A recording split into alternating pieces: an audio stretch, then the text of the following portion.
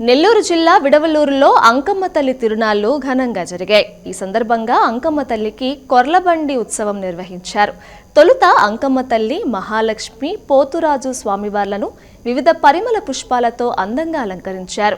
ఆలయం వద్ద నుంచి పోలేరమ్మ చెట్టు వరకు కొర్లబండితో తీసుకెళ్లి అక్కడ కొర్లబండి ఉత్సవం నిర్వహించారు.